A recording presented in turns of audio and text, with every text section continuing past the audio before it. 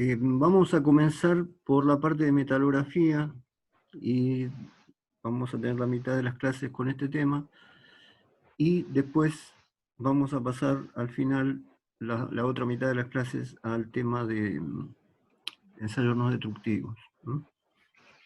Los dos temas están vinculados también, pero bueno, todo esto de metalografía, más que la práctica metalográfica, de cómo se mira, de cómo se prepara una probeta y todo eso, que no es muy complicada, a lo que apunta esto es más a algunos fundamentos respecto de la unión metálica, que seguramente, bueno, todos lo conocen porque todos lo hemos visto en la facultad. Así que bueno, hay gente por ahí más vinculada al tema o que se acuerda más, le va a parecer algo sintético, y el que por ahí no conoce el tema, le va a parecer demasiado profundo. La idea es que ustedes, bueno, de alguna manera, para un montón de cosas que se hablaron en el posgrado, tengan claro todo lo referido a la parte metalúrgica, al diagrama de hidrocarbono, a la selección de aceros, ¿no? En forma genérica, en forma general, o sea, de selección de aceros,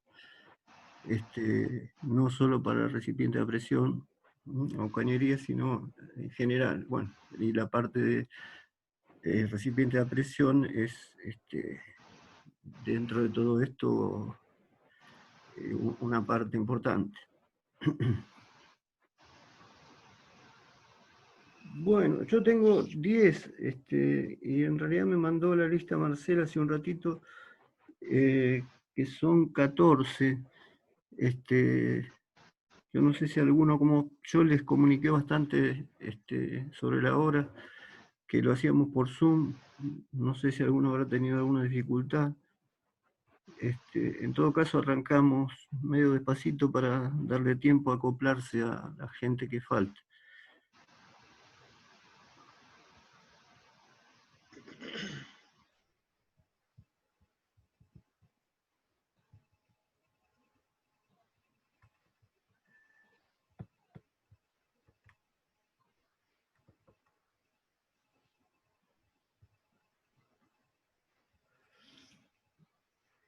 Bueno, para arrancar con esto, acá hay una presentación que, digamos, es la introducción. Eso es el primer paso para entrar en todos los fundamentos de la metalurgia y de la selección de material.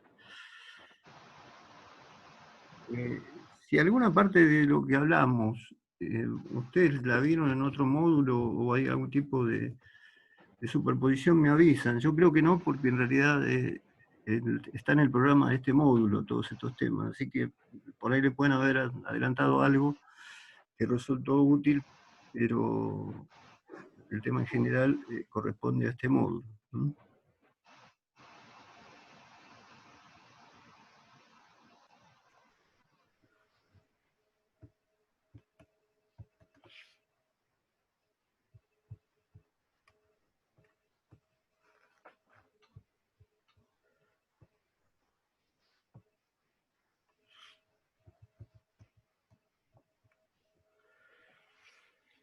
Bueno, esto ya es una recopilación, digamos, muy genérica de lo que son las uniones químicas, o sea, materiales tienen distintas uniones químicas, eso lo conocen de toda la vida. Vamos a recordarlas un poco. Las propiedades de la sustancia dependen en gran parte de la disposición de los átomos en el espacio y del tipo de enlace. Y existen 4 mecanismos mediante los cuales los átomos se unen y logran un estado de equilibrio de acuerdo al tipo de enlace, rigen muchas propiedades de la materia. La idea es que siempre la naturaleza busca un equilibrio, o sea que cuando hay un átomo que no completó su última órbita, está ávido de conseguir algún electrón de algún lado, y al que le sobra está ávido de alguna manera entregarlo. Es una cuestión de balance de electrones como para alcanzar la estabilidad. O sea, el átomo busca su estado más estable, ¿no? Bueno, el enlace iónico se basa en una atracción eléctrica entre iones de carga opuesta. Uno cede electrones y el otro capta electrones, y de esta forma satura la última órbita, por ejemplo, la molécula del cloruro de sodio.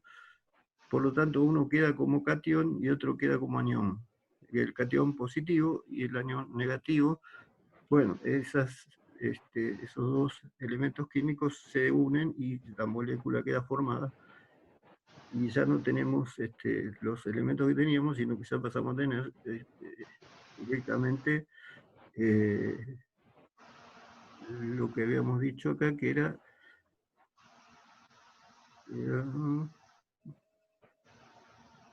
cloruro de magnesio. Bueno, esa sería una de las formas, o sea que a un átomo le sobra un electrón, a otro le falta, directamente se lo pasan y las moléculas quedan consolidadas. Prácticamente se basa en la cedencia de electrones, es una unión muy rápida y frágil, poseen alto punto de fusión, alta resistencia, baja ductilidad, no se puede laminar, forjar. Un ejemplo de enlace entre el enlace metálico y el enlace iónico es decir, un material no metal, metaloide, son los compuestos intermetálicos, por ejemplo, el acero y las fundiciones de la cementita. Ahora esto lo vamos a ir desarrollando un poco más, esto es muy genérico. Pero bueno, en realidad los metales tienen su propia forma de unirse, que es la unión metálica. Acá estamos hablando de otros elementos químicos que no son metales, o la unión de un metal con algún otro elemento químico que es no metal. Los metales en realidad tienen una estructura diferente y ahí no aparece este tipo de unión. En el enlace covalente, bueno, también sencillito, comparten electrones dos átomos para saturar la última órbita de 8 electrones. Tienen alto punto de fusión, dilatan menos, no es difícil, no es dúctil, no forja, no laminación, son malos conductores del calor y la electricidad. Obviamente estamos hablando de sustancias que no son metales, ¿no? Por eso estábamos hablando recién de que puede ser metal con un no metal o dos no metales. No son el metal como lo conocemos, o sea, es lo que vamos a tratar. Caracteriza este tipo de unión a los materiales cerámicos, semiconductores, como por ejemplo el silicio y los polímeros. En el caso del silicio necesitan altas temperaturas para que se mueva un electrón y conduzca corriente. Bueno, bueno, de esto no hay un dibujo, pero bueno, se imaginan un electrón que está sobrando en una órbita de un elemento químico y el otro que le está faltando, no, eso sería la unión iónica. Acá a uno le están faltando dos, al otro le están faltando dos también, entonces los comparten y terminan teniendo la misma cantidad, por lo menos la última órbita saturada, los dos elementos químicos, y con eso también se consolida la molécula. Pero ahora vamos a pasar al enlace metálico, que es muy distinto, digamos, tiene una estructura muy, muy distinta a todas estas uniones que son mucho más típicas, digamos, que son las que más se ven en química, ¿no?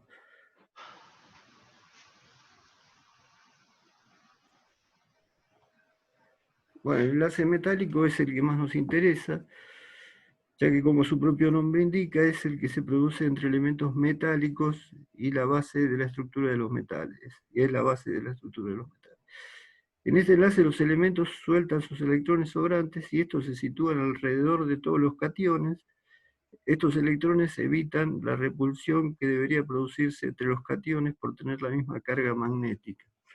O sea, ahora lo vamos a ver más en detalle.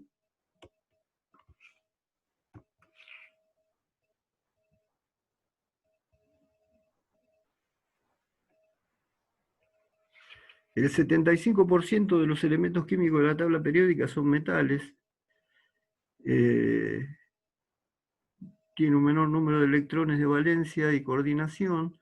¿Se acuerdan que la valencia son los electrones que sobran o faltan, digamos, que donde se está buscando llenar un lugar o poner un electrón en algún lugar? El número de sus electrones de valencia es menor que el número de sus orbitales de valencia.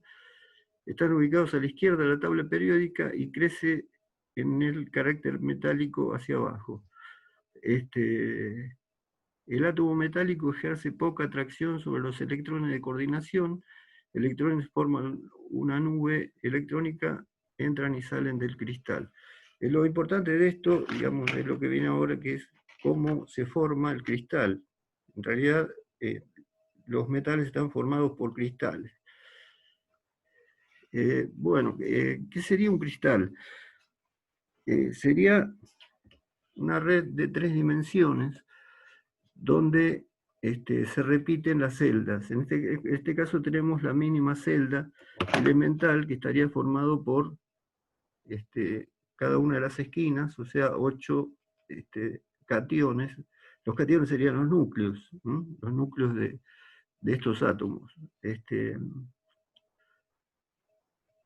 Cada uno tiene sus electrones, pero en realidad los comparten de una manera desordenada, o sea, siempre cada catión tiene a su alrededor la cantidad de electrones que le corresponde, pero los electrones pueden circular. Esto es lo que le da conductividad eléctrica a los metales, porque yo puedo inducir una corriente eléctrica y hacer que los electrones se vayan pasando y cierren el circuito.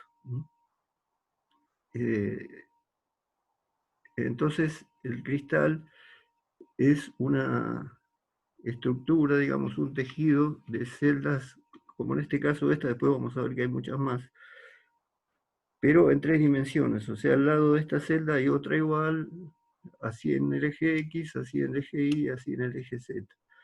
O sea que son redes gigantescas de celdas unitarias como esta.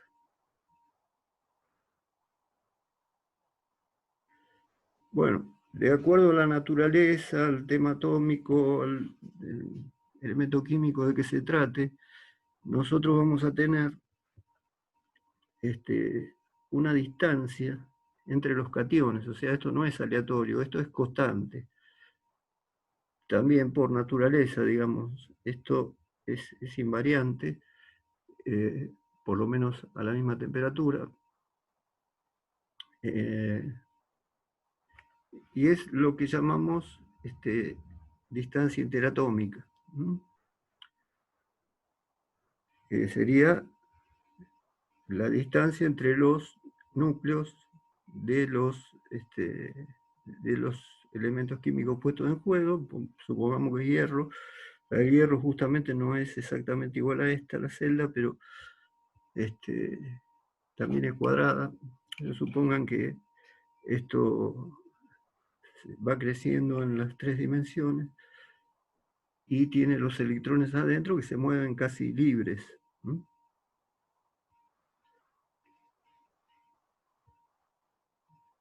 Bueno, ¿y eso qué es lo que determina cuál es la distancia entre los cationes?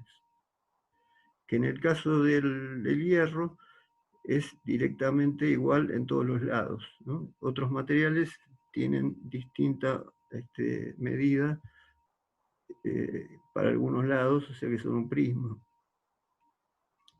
Esto también se llama, es por ahí la forma más propia con la que se lo puede llamar, parámetro de red. Es lo que se llama parámetro de red. Es la distancia entre los cationes que forman el cristal. Bueno, acá tenemos en juego dos fuerzas, una de repulsión entre átomos y una de atracción entre átomos. ¿A qué distancia se van a ubicar los dos? O sea, hay una fuerza que trata de separarlos, hay una fuerza parecida a la gravedad que trata de unirlos. Bueno, es directamente la resta de la atracción y la repulsión. Si lo vemos como resta de las dos cosas, nos termina dando una curva así. Y en este punto, donde, digamos, toma el valor más de mayor módulo, la diferencia de la atracción y la repulsión es el punto donde se ubican, que determina esta distancia.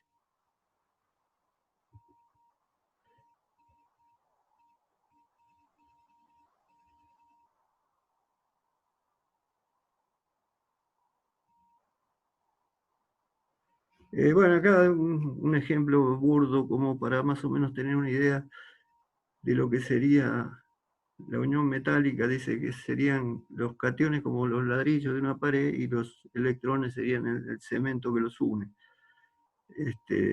No es, digamos, un ejemplo muy preciso, pero más o menos está bastante difundido.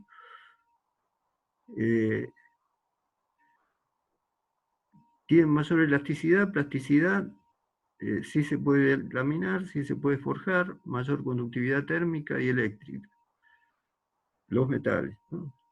Y después hay una cuarta forma de unión metálica que son las fuerzas de Van der Waals.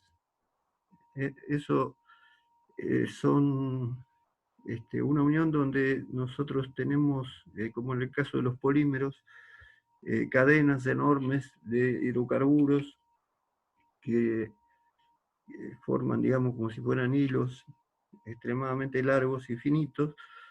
Son cadenas de, cada eslabón es un carbono con la combinación con hidrógeno, flúor, cloro, alguna forma más compleja también.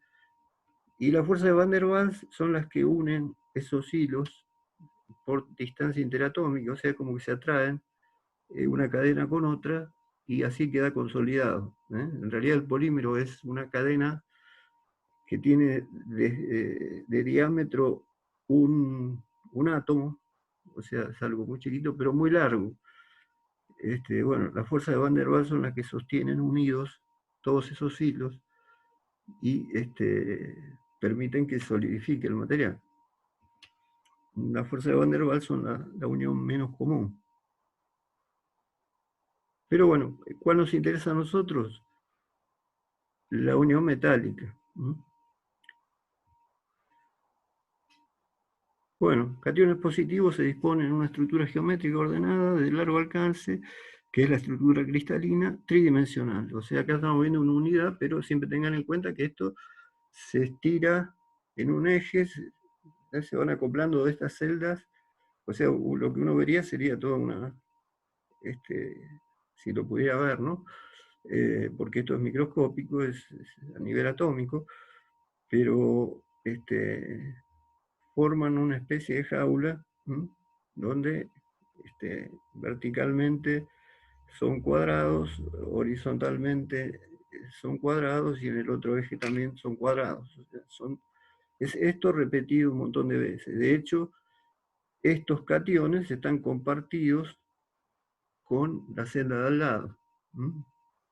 En realidad, no es que hay una celda al lado que tiene la misma cantidad de cationes que esta, sino que este cation en realidad se comparte con el de al lado y al lado sale otra celda igual. Por eso después vamos a tener en cuenta que en realidad podríamos decir que el átomo la celda esta del cristal, no tiene la cantidad de electrones que vemos acá, la cantidad de cationes que vemos acá, sino que en realidad si yo divido por 8 cada electrón, cada átomo o cada cation que está compartido, me termina dando menos, porque es un cation, pero está dividido entre varias celdas. ¿no? Bueno, todo esto hace que se mantenga unida la estructura y el material, el metal está en estado líquido. Nosotros, cuando lo llevamos al punto de fusión, todo esto se desarma, ¿no? Cuando, por temperatura, cuando empieza a pasar al estado líquido el material, toda esta estructura se desarma y lo mismo pasa, pero al revés, si yo voy enfriándolo y primero tengo los electrones y los átomos desordenados y a medida que solidifica voy teniendo la estructura cristalina que se va formando. Ahora vamos a ver de qué manera. Bueno, acá ven que en el caso del acero ahora vamos a ver de forma precisa cómo es, pero en general, digamos, una cosa genérica sería, una de las estructuras posibles sería un cubo, y a su vez están estos tres ángulos que pueden no ser iguales. En el caso del acero son iguales, o sea, es un perfecto cubo, pero en otros materiales no, o sea, esto puede estar inclinado, puede tener distintos ángulos. Eso hablando de metales en general. El acero tiene una celda cúbica. Bueno, acá están las variantes. Esto después ustedes lo pueden ver. En realidad es muy sencillo. Es un cubo cuando los ejes son A igual B igual C y los ángulos son todos 90.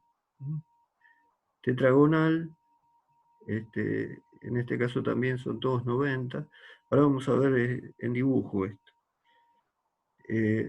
Esto es lo que se llaman las 14 configuraciones de Bravais. Es un científico que estudiaba el tema metálico y estableció que los metales en general todos tienen alguna de estas 14 formas de disposición de los cationes para formar el metal. Y después, bueno, el tema de los electrones que se pueden mover, se pueden dispersar, es igual, pero cambia la forma de la red cristalina.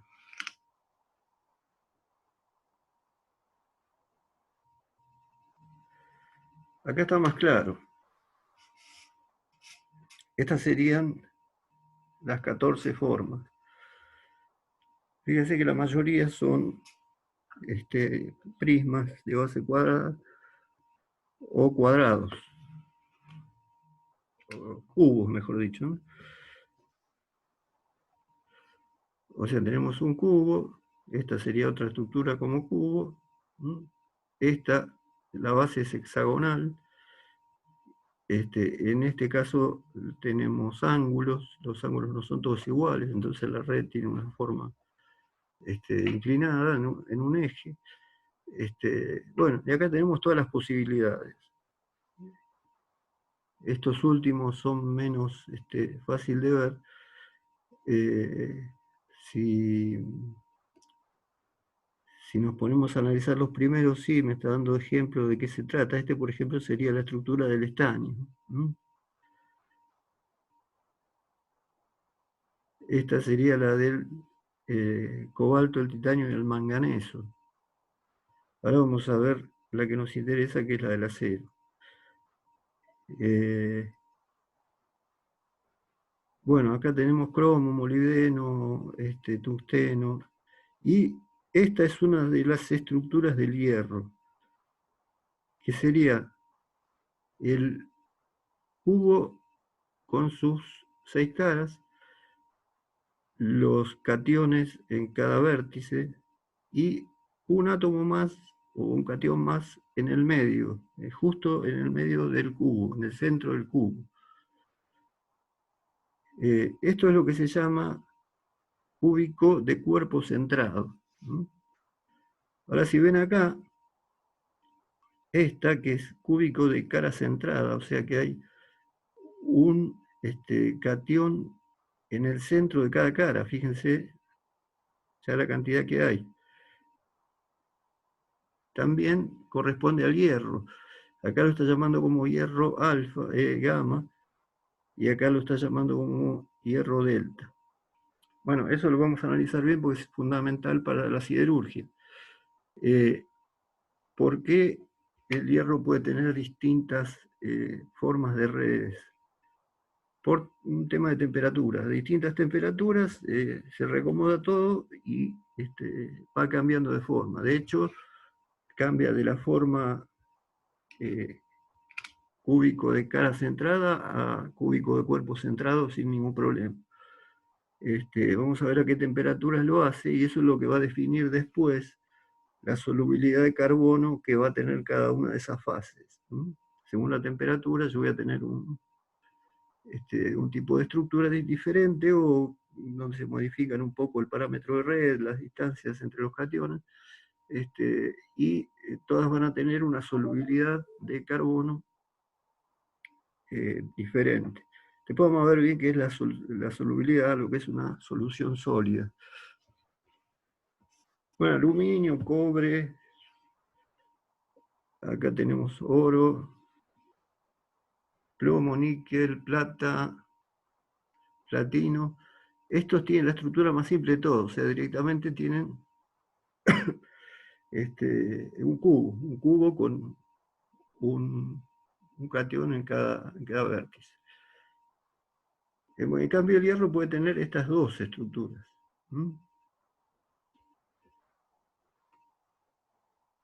Esto estaríamos hablando, no estaríamos entrando en el acero porque acá no estamos mencionando el carbono todavía, sería el hierro puro, tendría esta conformación.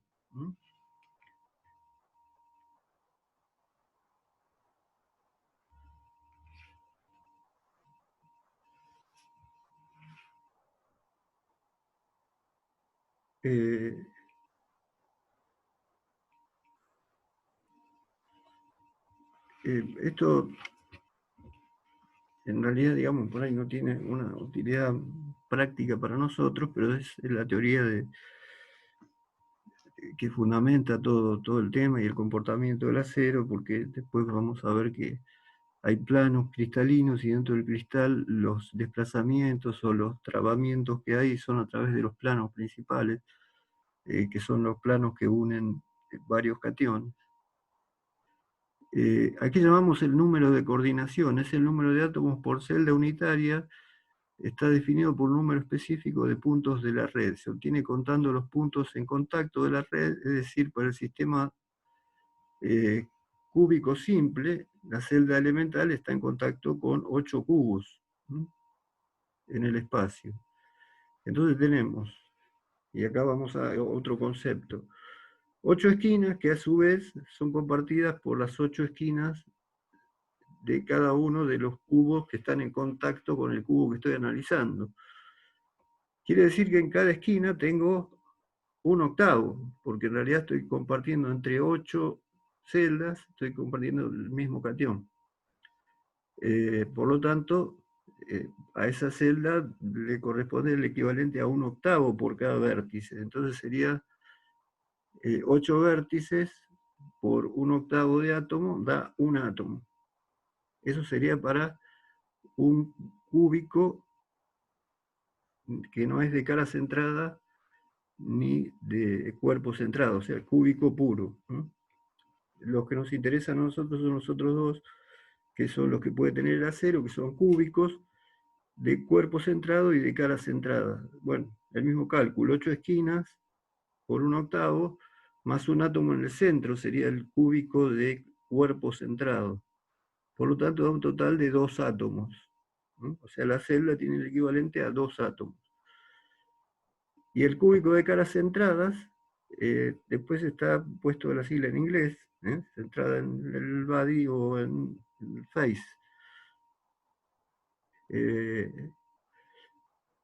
Tenemos las 8 esquinas, que es un octavo cada uno, más 6 caras.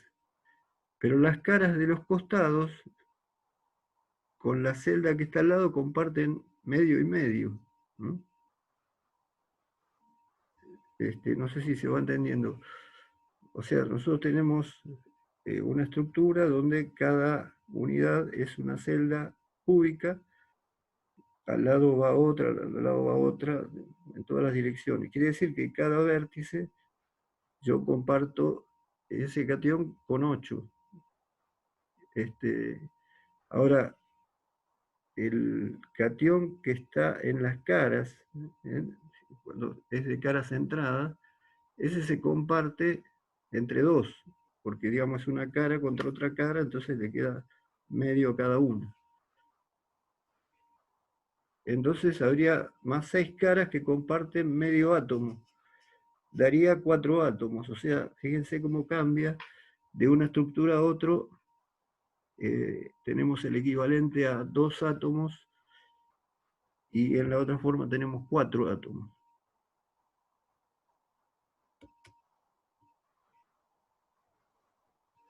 Bueno, esto es ilustrativo, es más o menos cómo sería para estructuras más complejas, pero no es el caso del hierro.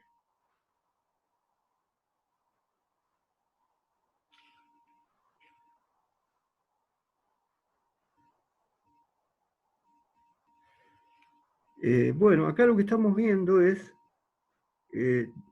para llegar al factor de empaquetamiento.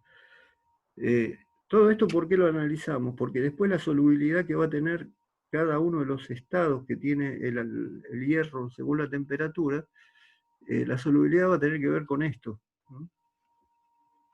Porque después yo voy a meter el carbono se puede ubicar en algunos lugares especiales, intersticialmente, o puede reemplazar a uno de los vértices. Entonces, bueno, la solubilidad, según sea de cara centrado o de cuerpo centrado, va a cambiar. Bueno, en el caso del acero, cuando a la temperatura en que se comporta como cúbico de cuerpo centrado, lo que decíamos antes, tenemos un octavo, ahora acá se ve mejor, ¿ven? Está compartiendo con 8, por lo tanto cada una de estas es un octavo que le pertenece a esta celda. O sea que el número de átomos es lo mismo que vimos recién, 8 por un octavo más 1, 2 por celdilla o unidad.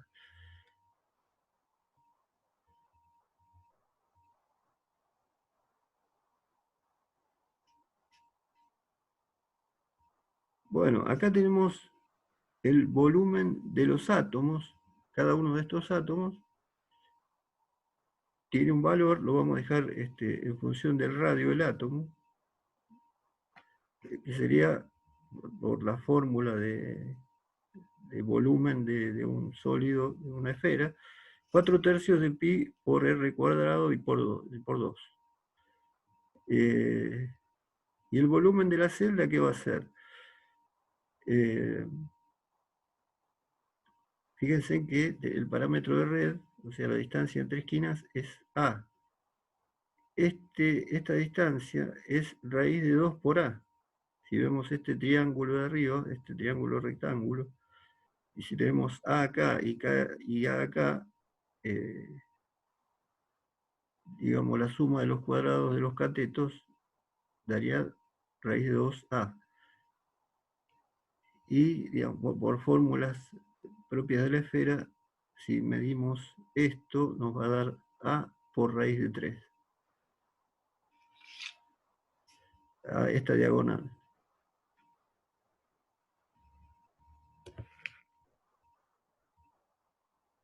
Esta medida la estamos analizando para calcular los volúmenes. Ahora lo que voy a hacer es calcular el volumen de los átomos, o sea, dentro de la celda, qué volumen hay, cuánto está lleno por átomos, sobre el volumen total de la celda. El volumen total de la celda es directo, pues un cubo. Nada más que está reemplazado por los valores que salen de acá. Cuánto es un lado, cuánto es la diagonal. Y el volumen de los átomos de la celda correspondería a esta fórmula, que son directamente las fórmulas de las esferas sueltas que están.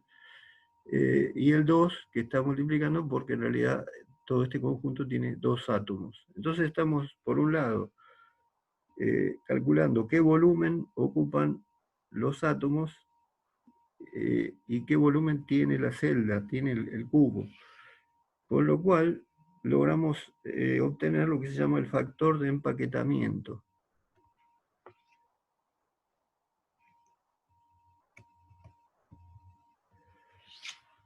Que sería el volumen de los átomos de la celda sobre el volumen total de la celda. Eso me daría una relación de cuánto de la celda está ocupado por átomos.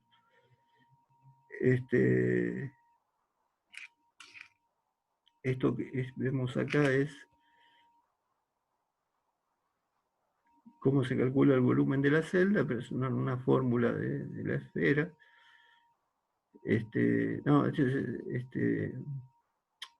Es directamente la fórmula del cubo, del volumen del cubo, nada más que está puesto en función de los valores estos. O sea que nos termina dando el volumen de los átomos y el volumen total de la celda. Si yo hago esta cuenta, me da 0,68. Quiere decir que para esta configuración, para este tipo de red, el 68% del volumen de la celda está ocupado. Y en el resto no hay nada. O por lo menos no hay nada cuando es hierro puro. Después, si yo lo empiezo a combinar con carbono, ya va a ocupar un poco más de lugar. Bueno, esto sería exactamente lo mismo, pero para el cubo de caras centradas.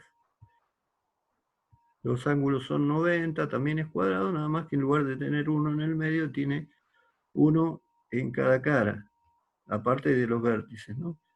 Entonces, bueno, esto los comparte mitad cada uno con la celda al lado, esto lo comparte un octavo, así que el número de átomos, ya lo habíamos visto antes, termina dando 4, un octavo más 6 por medio. Y el volumen de la celda, calculando de manera similar al caso anterior,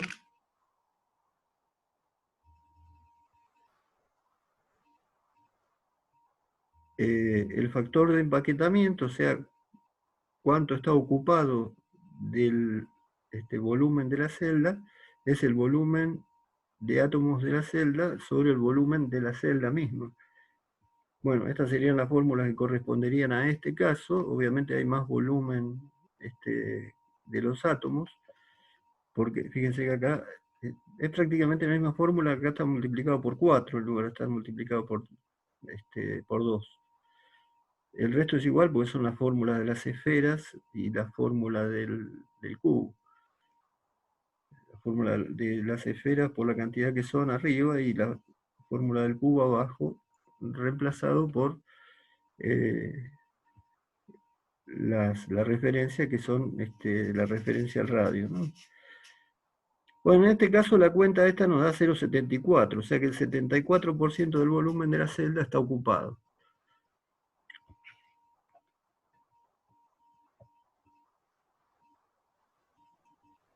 Bueno, acá es medio repite, el factor de empaquetamiento es para cara centrada, para cuerpo centrado 0,68 y para cara centrada 0,74.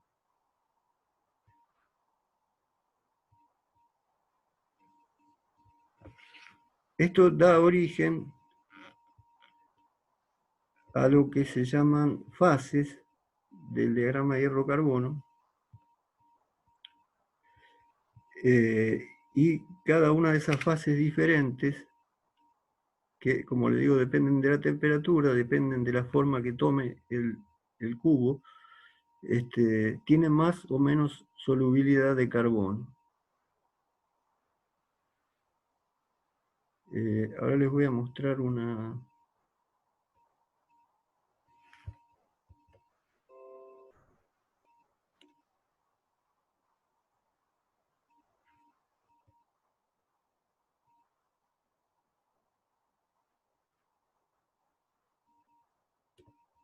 para que nos vaya quedando claro cómo es que varía.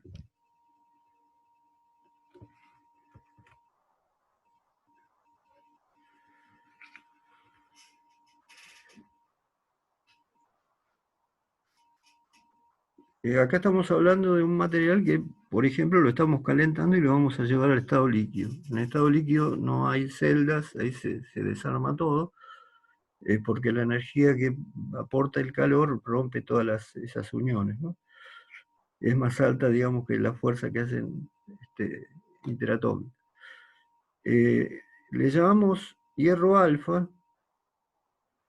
a la estructura cristalina que tiene el hierro hasta 767 grados. ¿Mm?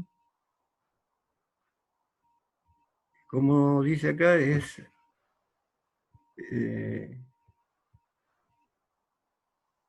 es cúbico de cuerpo centrado, y después un poquito más de temperatura hasta 907 grados tenemos hierro alfa no magnético. O sea, a esa temperatura, por alguna cuestión natural, no es magnético el acero. Pero estamos hablando de temperaturas altas, ¿no?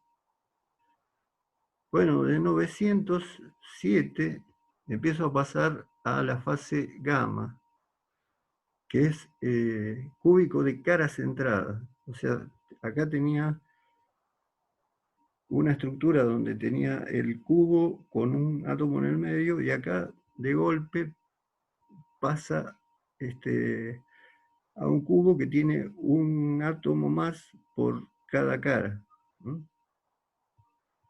A 1041 vuelve a la forma cúbico de cuerpo centrado, la menos densa, y ya en 1537 pasa al estado líquido. Lo mismo se da al revés, o sea, en realidad cuando yo hago una colada de material, cuando tengo el acero, en realidad yo arranco con el material en estado líquido, lo voy enfriando y va a ir pasando también por todas estas fases. Cada una de estas fases tiene una distinta solubilidad de carbono.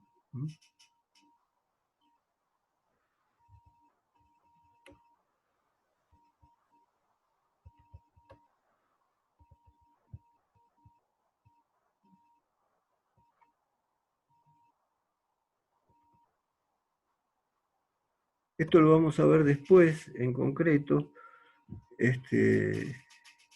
Les adelanto una cosita nada más, porque después lo vamos a ver en concreto, vamos a ver los distintos diagramas de solubilidad. Bueno, este es uno de los posibles modos de solubilidad, que se llama solubilidad parcial, porque hasta cierto este, porcentaje de carbono es soluble, y a partir de ahí ya el carbono no entra en la estructura. Lo que nos está diciendo acá es que, bueno, acá abajo hay una fasecita muy chiquitita, esa especie de triangulito muy chiquitito que sigue acá arriba, que es donde el acero está en estado alfa. El estado alfa tiene muy poca solubilidad de carbono, entonces es poco el carbono. Si se fijan los porcentajes de carbono que están en este eje, estas son las temperaturas, van a ver que el valor es muy chiquitito, ¿no? 0,022. Es muy poco el porcentaje de carbono que puede entrarme en la estructura ferrita. Ferrita, que sería acero con la estructura alfa, eh, con carbono. Pero justamente como a esta temperatura se da el cambio de la estructura alfa a la estructura gamma, fíjense que hasta 2,11 soporta que le incorpore carbono. O sea que la solubilidad del carbono en acero a esta temperatura es mucho más alta que a esta temperatura. Esto es un poco de referencia, pero después lo vamos a ver bien. Vamos a ver en general, incluso para los no metálicos, cómo, cómo trabaja el tema cuando los metales son totalmente solubles entre sí, cuando son parcialmente solubles. Bueno, en este caso claramente son parcialmente solubles, porque independientemente de la forma alotrópica que tiene, la forma alotrópica se llama a el cambio que hay de estructura cristalina, o sea, de pasar de un cúbico de cuerpo centrado a cara centrada, ¿no? Cada una de esas son formas alotrópicas que tiene el acero, y no lo tienen todos los metales, ¿no? Algunos tienen una sola forma alotrópica, una sola red cristalina y no cambian. En el caso del acero, digamos, se complica porque tiene formas alotrópicas según la temperatura. Y acá, a muy altas temperaturas, ya cerquita de la zona de fusión, vamos a ver que hay hierro delta. En realidad esta parte mucho no nos interesa, porque lo que tenemos que saber es los tipos de estructuras que tendríamos que encontrar en estado sólido, o sea, a temperatura ambiente, en estas zonas, que justamente es lo que vamos a hacer por metalografía. O sea, cada uno de estas estructuras cristalinas tiene una imagen diferente. O sea, después vamos a ver cómo se puede, mediante la metalografía, mediante un método, hacer el pulido de la pieza a espejo, digamos, totalmente lisa, y vista al microscopio, cada una de estas que tiene distintas microestructuras, o sea que los granos son diferentes, los granos son diferentes, porque imagínense que acá ya, por ejemplo, pasando este punto, el carbono no está incorporado al hierro. O sea, está incorporado hasta 2,11%, se incorpora, y el resto del carbono, a medida que voy avanzando, tengo más carbono, ese carbono ya no entra en la solución sólida, y forma otra cosa. Bueno, lo que se va formando acá, lo que estamos hablando hoy es medio introductorio, ¿no? Lo que se va formando acá son distintas estructuras, que serían la ferrita, la perlita, la cementita, la ledegurita. Después lo vamos a ver con más detenimiento, porque visto muy rápido se pierde un poco la referencia de lo que estamos hablando. Pero bueno, en realidad esto vamos a ver primero, esto se lo muestro simplemente para hablar de las formas alotrópicas que tiene el acero, el hierro, y la consecuencia en la solubilidad que tiene de carbono.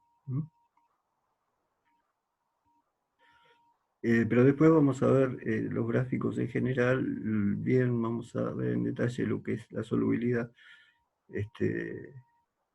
y vamos a volver a este gráfico y sí lo vamos a ver en detalle, vamos a ver de qué habla acá qué son las estructuras que se encuentran en cada área de las fases,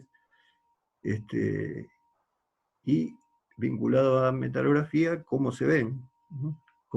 ¿Qué es lo que tengo que ver? Si yo agarro lo que se llama una perlita, que sería para este porcentaje de carbono, tiene que darme láminas paralelas de cementita y ferrita.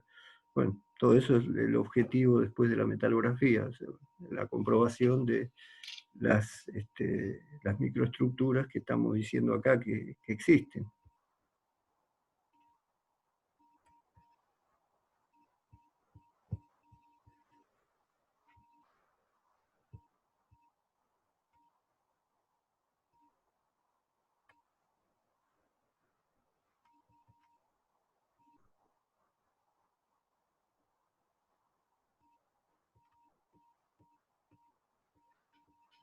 Bueno, vuelvo a esto.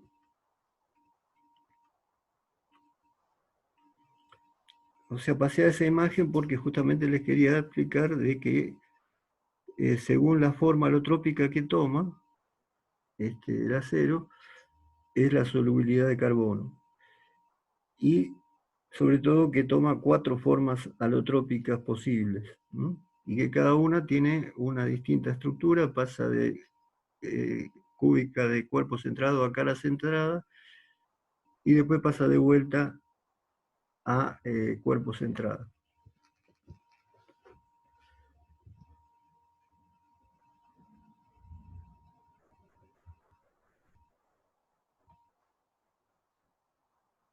Esto lo vamos a ver con la definición de solubilidad, después lo vamos a ver mucho mejor. Acá está demasiado comprimido, digamos, pero bueno, está la posibilidad de que el carbono reemplace a cualquiera de las esquinas o reemplace al del medio o se meta acá adentro y es algo intersticial. Se puede meter carbono hasta los porcentajes que me da el diagrama hierro-carbono, por eso es tan importante que después lo veamos bien. Y por eso también van a cambiar las microestructuras.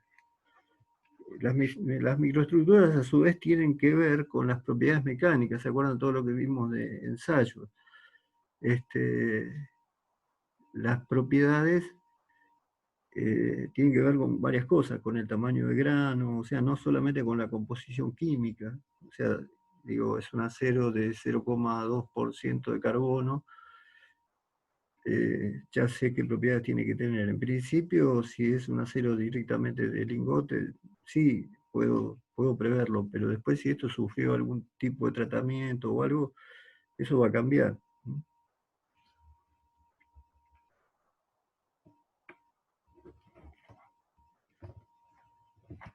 Bueno, esto repite un poco los factores de empaquetamiento y acá empieza a marcar los planos. En general serían todos los planos que se pueden deformar, que se pueden acortar o alargar, que son todos los posibles planos que unen al menos tres cationes, o pueden unir cuatro, como el de atrás. Bueno, esos planos después vamos a ver que son importantes porque tienen que ver con cuando paso a la deformación plástica, la estructura se empieza a trabar, se empieza a ser difícil de deformar. Y justamente es porque se desplazan los átomos en esos planos, ¿no? Bueno, esta es la forma de llamar a los planos. Es lo que se llama los índices de Miller.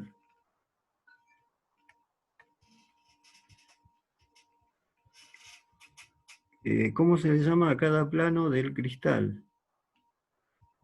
Por ejemplo, vamos al BCHG. Fíjese que respecto del eje Y se corta en 1. Pues pongámosle como unidad 1 al parámetro de red. Respecto del X es paralelo, por lo tanto se corta en infinito. Y respecto del Z también es paralelo, entonces este plano también se corta en infinito. Por lo tanto, si pasamos acá, en X se corta en infinito, en Y se corta en 1 y en Z se corta en infinito. Después hay que calcular el recíproco, que sería 1 sobre el valor y estos son los valores finales, para identificar un plano dentro del cristal. Eh, entonces, bueno, el primero, digamos, ese plano en particular que analizamos, se llama 0, 1, 0, y así todos los planos reciben un nombre obtenido de la misma forma, ¿no? O sea, con esta misma lógica puedo calcular los índices de Miller que definen, ven que acá me está diciendo 0, 1, 0 para este plano. Bueno, lo mismo puedo hacer para este, puedo hacer para este. Es la forma de definir los planos cristalinos.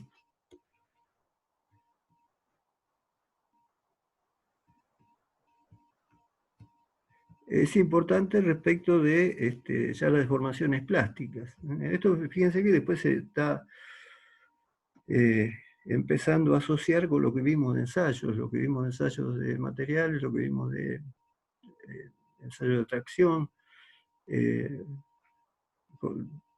tiene que ver con la selección del acero, tiene que ver con los tratamientos térmicos, digamos, una de las clases vamos a hacer tratamientos térmicos, entonces vamos a ver justificado en el diagrama de hierro-carbono por qué toma temple un material, o por qué se ablanda o se endurece. Digamos, estas son todas cosas que fundamentan lo otro, después esto va a ser más práctico, digamos, les va a parecer más práctico. Bueno, para el otro plano, pero bueno, siempre la misma idea, dónde se cortan, cuál es el recíproco, y ese es el valor del índice de Miller. O sea, esto 0, 1, 0 identifica a un plano, a un único plano, 1, 1, 2 identifica a otro plano, ¿no? Pero son planos en particular, o sea, el que tiene estos índices es únicamente el plano de donde yo saqué los índices, ¿no? Acá está explicando lo mismo, está explicando cómo se obtuvieron los valores.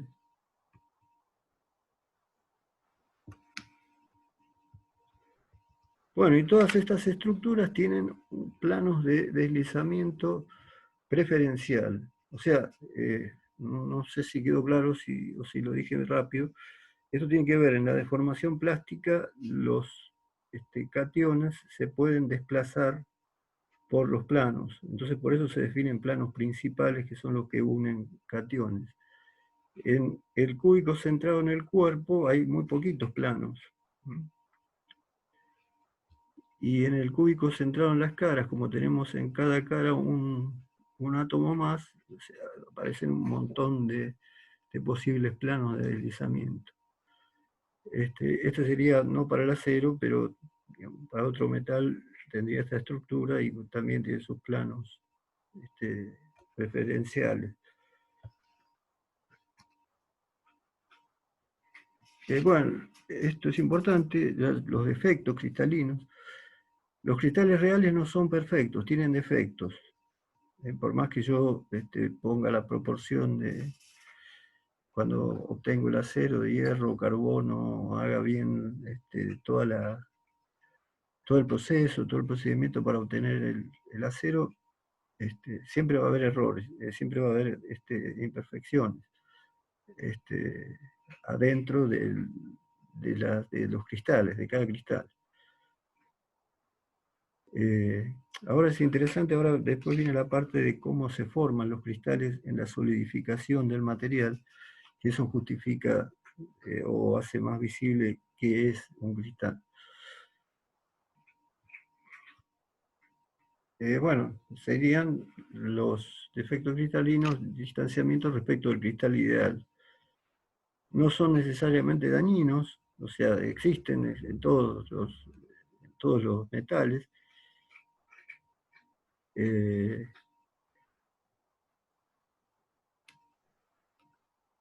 Los defectos pueden ser de estructura, o sea, las propiedades dependen de la estructura, los defectos son un factor más de la estructura, de la estructura atómica estamos hablando. Por lo tanto, debemos conocer los defectos e incluso llegar a controlarlos según convenga para controlar las propiedades.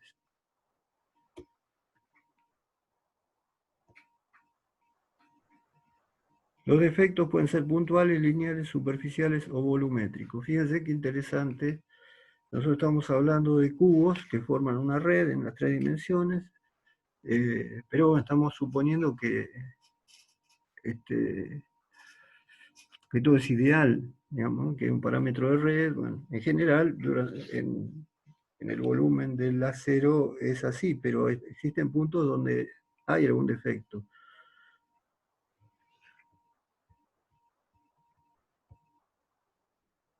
Bueno, acá podría haber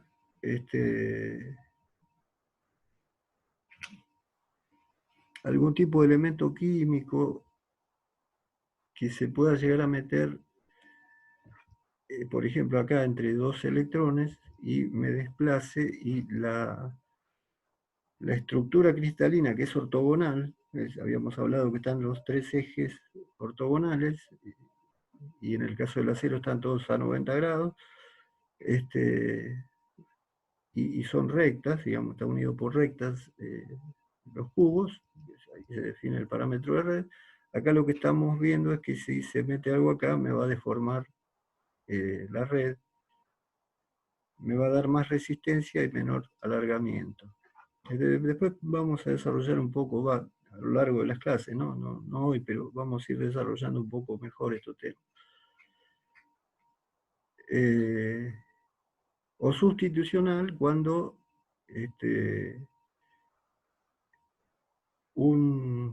algún elemento que se metió acá sustituye a uno de los vértices del cubo, entonces se deforma al revés. O sea, acá si le estoy metiendo en el medio uno, es como que los ejes del cubo se expanden, y acá si le pongo un átomo más chico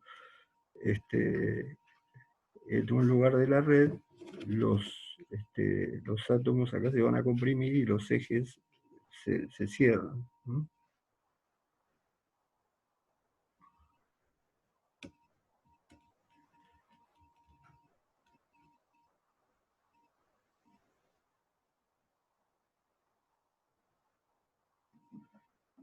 Bueno, esto lo vamos a ver después porque primero tenemos que definir qué es un compuesto intermetálico. Esto aparece de vuelta después. Bueno, eso es un poco lo mismo. Lo que puede haber, el otro defecto, es que haya vacancias. O sea, yo podría en una esquina de los cubos faltarme el catión que corresponde, con lo cual esto se deforma, tiene la posibilidad de meterse para adentro y las, las rectas, digamos, que unen los cationes se curvan. La red en ese lugar tiene una alteración. Después, a medida que me voy alejando, se normaliza todo.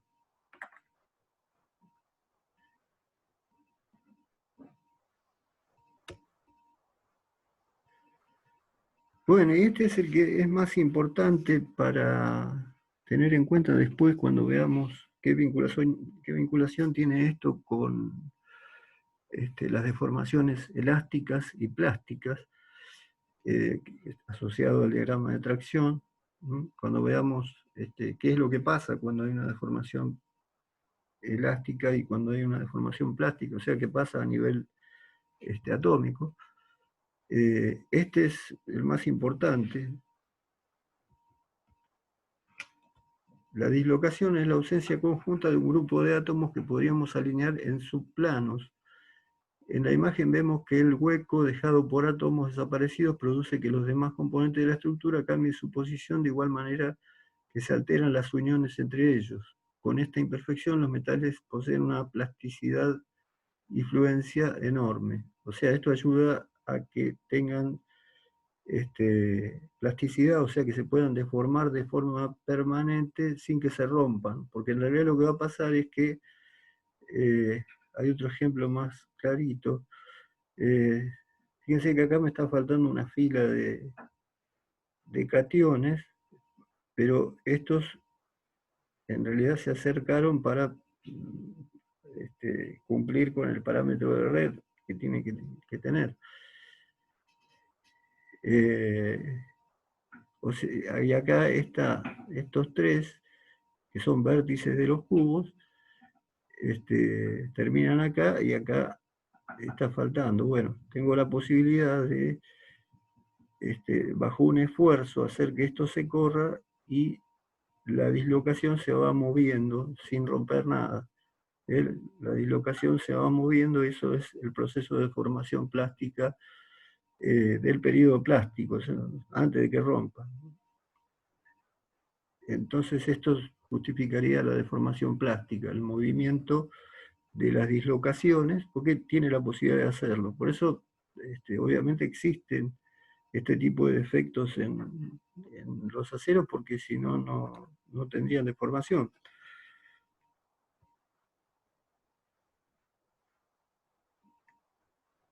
Bueno, acá es lo mismo, lo tienen animado. Acá ven cómo se va corriendo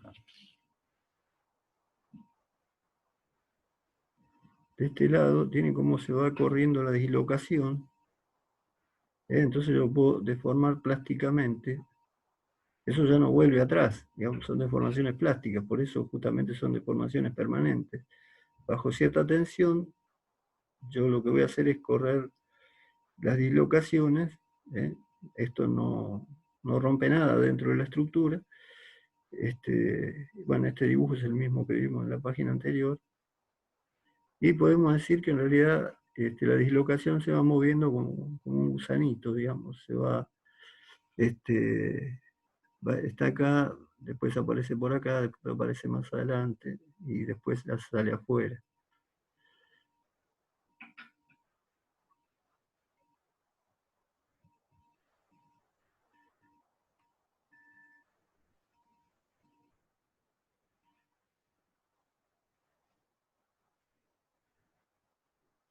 De acuerdo con la ley de Smith, que explica el esfuerzo de corte necesario para el avance de las dislocaciones, aplicado a los sistemas cristalinos, el esfuerzo de corte crítico para producir deslizamiento es bajo el sistema de cara centrada de 24 planos de deslizamiento,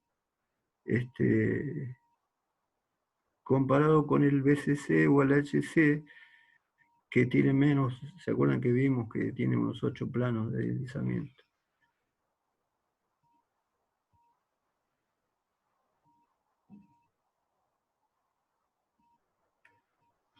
Las líneas de deformación o deslizamiento son las huellas del desplazamiento de una porción de metal respecto del resto del grano a lo largo de un plano cristalográfico.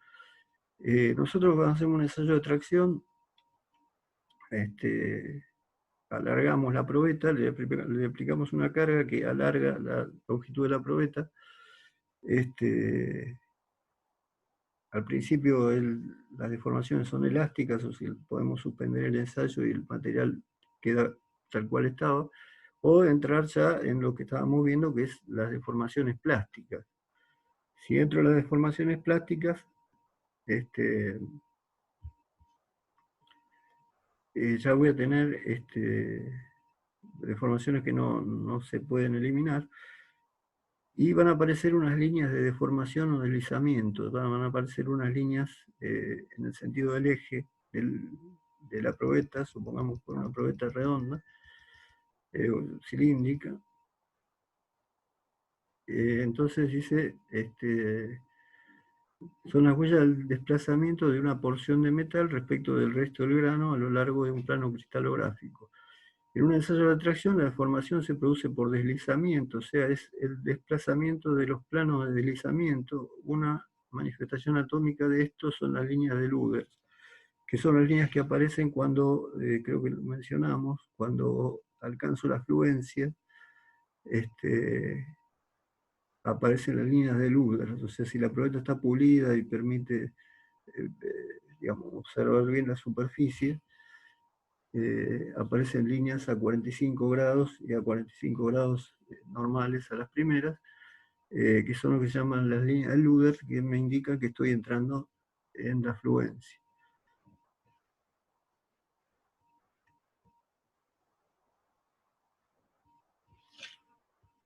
Bueno, de alguna manera esto es medio exagerado, ¿no? Pero lo que está pasando cuando nosotros estiramos el material, como vimos, se van corriendo las dislocaciones, en realidad es como que hubiera deslizamiento entre porciones de la probeta, o bueno, puede ser una pieza que sufre deformaciones grandes, y pasa lo mismo. Lo que está sufriendo son un doblamiento y rotación de las partes de la probeta. Esto está súper exagerado, porque en realidad esto es a nivel eh, súper microscópico, ¿no? A nivel de la red.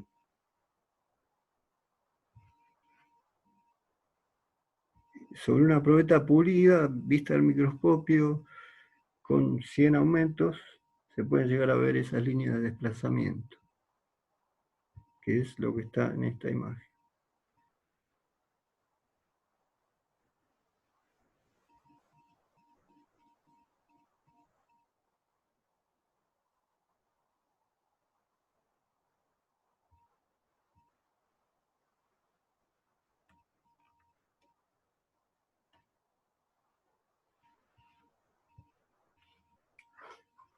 Factores que conforman el sistema de máximo desplazamiento, o sea, donde es más probable que aparezcan los deslizamientos. En los planos de alta densidad, en las direcciones de alta densidad, en el sistema de cara centrada más que en el otro, cuando hay un alto número de coordinación, alto factor de empaquetamiento, o sea, se ocupa bastante volumen con los átomos adentro de la celda, bajo peso específico, y en los planos 111 y 110, que ven cómo sirve, digamos, lo que vimos de la nomenclatura para los planos, los planos cristalográficos. Acá estamos viendo una aplicación de eso, o sea, me dice que los mejores planos para el deslizamiento son el 111 y el 110, con obtenido con el método que vimos.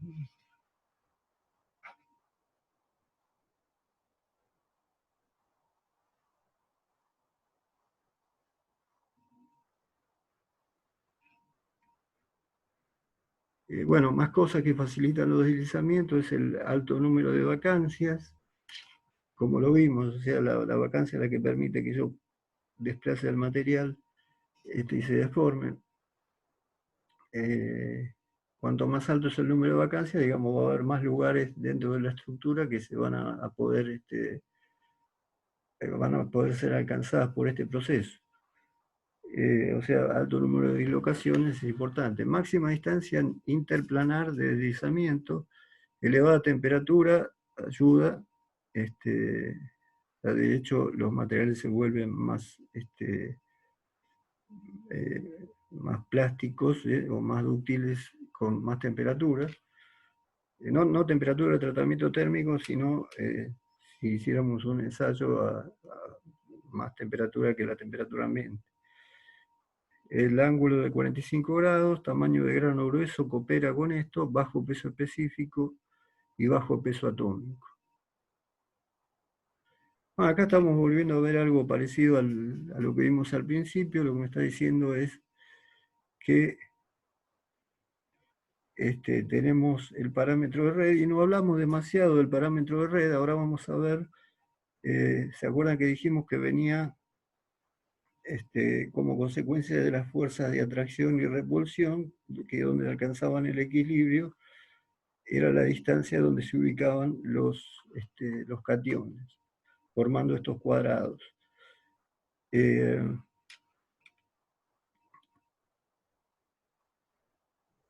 la idea es que este parámetro de red es algo natural, o sea, tiene que ver con propiedades del hierro, o sea, la fuerza de atracción y repulsión son propiedades del elemento químico. Entonces son en teoría constantes, pero como en el caso del acero hay 4 formas alotrópicas, para cada forma alotrópica el parámetro de red, o sea, la distancia entre cationes, va cambiando en cada uno de esos cambios que habíamos dicho a distintas temperaturas. Entonces, bueno, la idea sería esto.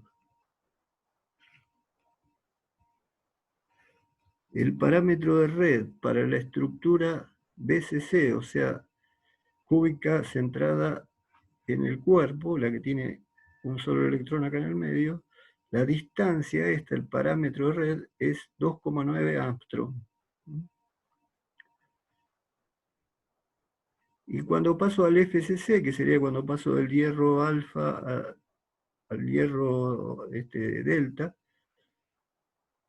este parámetro, aparte de cambiar y hacerse cúbico centrado en las caras, el parámetro de red varía y se va a 3,6 Armstrong. Todo esto es naturaleza, digamos, es propiedades de atracción entre los átomos, o sea, todo esto es, en realidad los elementos químicos buscan su estabilidad, buscan su punto de equilibrio, y bueno, de ahí se regulan todos estos valores solos, ¿no?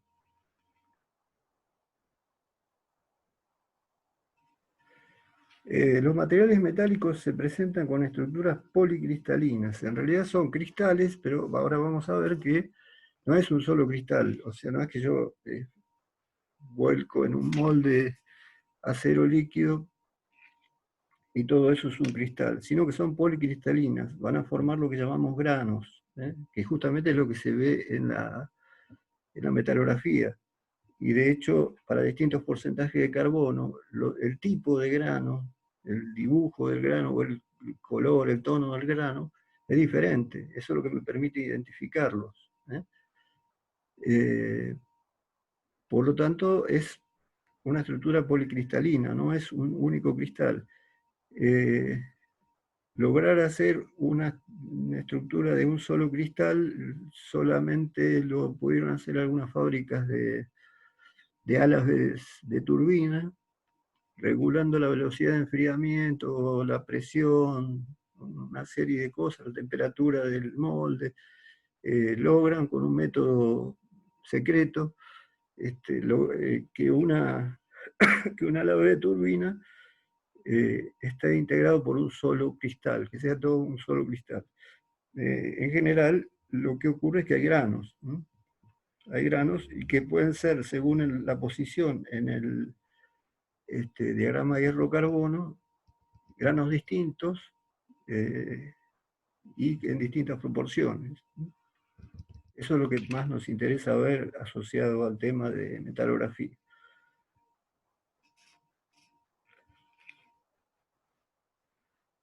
Los materiales metálicos se presentan con estructuras policristalinas. Esto se debe a que la cristalización comienza en diversos puntos y progresa hasta que las porciones del cristal se toquen e impidan su ulterior crecimiento. Cada porción de cristal se denomina grano y su límite borde de grano. Los bordes son sitios donde cambian las direcciones de los planos cristalográficos. Las normas U500 definen al grano como un poliedro de bordes irregulares. Ahora vamos a verlo en imagen.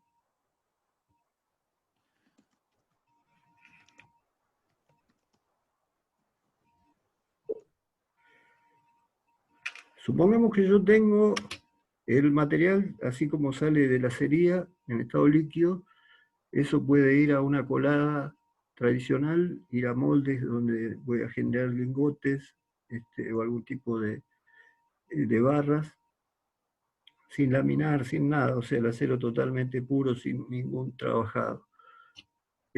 O puedo ir a una colada continua, que sería un proceso donde el material se va enfriando mientras va pasando por rodillos y le doy forma de perfil, le doy forma de barras, lo que me parezca, ¿no? Ahora voy cortando.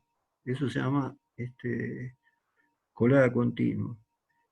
La colada continua lo que hace es modificar el grano, porque en realidad si yo hago pasar por unos rodillos más chiquititos, digamos, un material redondo más grande se va a transformar este, en un redondo de menor diámetro, por lo tanto los granos se tienen que deformar, ¿no? Ahí los granos se deforman. Esa deformación ya cambia las propiedades, o sea, no es lo mismo un material de colada continua que está laminado que un material de colada tradicional, o sea, el material puro que simplemente se volcó en el molde de un lingote y ahí quedó. De cualquier manera, el proceso de enfriamiento y solidificación es el mismo, con distintas variables. La solidificación de un metal o aleación puede dividirse en las siguientes etapas. Primero, la formación de núcleos estables en el fundido, nucleación. Esto ahora lo vamos a ver en un dibujo y se va a entender mejor porque así... Crecimiento del núcleo hasta dar origen a cristales y después la formación de granos y microestructura granular. Si lo vemos en dibujito se va a entender mejor. Yo tengo el acero en estado líquido, pongámosle que lo vuelco en un lingote, hasta ahí lo tengo en estado líquido, pero empieza a solidificar. Yo ya lo puse en el submolde. Entonces, a algún punto siempre está más frío que el resto, siempre hay diferencias de temperaturas, así que en algún lugar hay un punto más frío, y ahí se empieza a formar una red. Entonces, acá ya tengo una red. Se sigue enfriando y esta red ya se empieza a desarrollar, ya empieza a formar con ejes cartesianos esa estructura, esa matriz que dijimos, formada por cuadraditos. Y en otros lados empieza con la primera celda a generarse lo mismo. Bueno, estos se van agrandando, otros vienen más atrasados, van creciendo. Obviamente que cuando va pasando todo esto, la temperatura va bajando, entonces ya empieza a solidificarse por todos lados. Al principio eran los lugares más fríos, después, bueno, ya la temperatura baja y empieza por todos lados crecer los cristales. Cada uno de estos es un cristal, es una estructura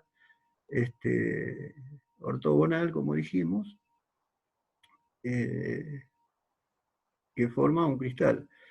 Pero como se forman varios cristales a la vez, como les decía, en condiciones normales es imposible que la pieza tenga un solo cristal, lo que va a pasar es que se va a empezar a formar cristales por todos lados y ya después el material va a chocar y ya va a estar solidificado y va a empezar a chocar contra otro cristal que está al lado. Bueno, esto es lo que se llama grano. Esta es la microestructura. La microestructura son los granos del material. Estos granos pueden tener distintos tamaños según la composición química, según los tratamientos térmicos, según la forma que se enfrió el material. Y en realidad lo que tengo es una estructura policristalina, o sea, tengo cristales, pero no uno solo, tengo un montón de cristales que están de alguna manera pegados unos con otros. El lugar donde se adhiere uno al otro es lo que se llama el límite de grano o borde de grano. Fíjense que los ángulos que toman las redes cristalinas en cada grano son diferentes. ¿Por qué? Porque por cada grano se va a formar un cristal y se forma en la dirección que mejor le sale. Entonces no tiene por qué tener toda la misma dirección, porque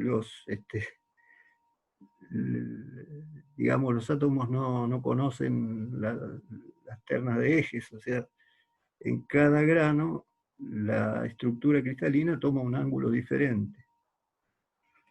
Entonces por eso se ve acá que cada cristal, cada uno de estos es un cristal o un grano, es lo mismo, decir cristal o decir grano es lo mismo. Entonces acá tenemos un cristal, este es otro cristal, ¿no? Y llegan al borde de grano. El borde de grano no es una discontinuidad, tiene incluso mejores propiedades que el resto, así que no es que es una debilidad para el material, sino al contrario. Bueno, y finalmente acá ya no viendo las estructuras cristalinas, lo que vemos es que hay una microestructura separada todos los granos por bordes de grano. Lo que les decía y que vamos a ver ya en la parte metalográfica es que cada uno de los granos tiene distintas características y hay distintas proporciones. O sea, a medida que me acerco a más porcentaje de carbono o a menos, aparecen granos mezclados, pero en mayor cantidad de uno y menor del otro, o al revés. Generalmente, salvo la perlita, que se da a una composición de carbono muy exacta, en el resto de las estructuras a temperatura ambiente, los granos son mezclas de granos, ¿no? Y de acuerdo al porcentaje de carbono, la mezcla es más de un tipo de grano que del otro, o al revés.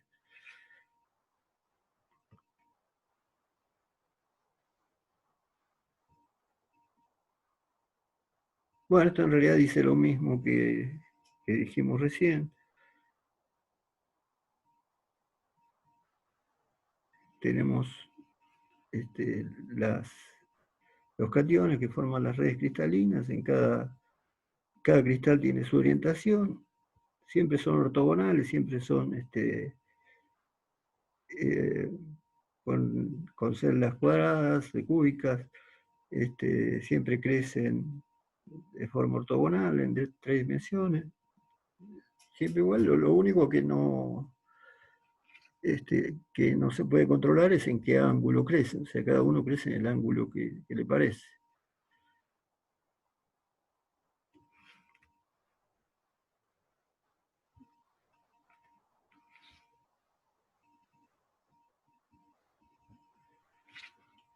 Bueno, y esto es muy interesante, es más práctico,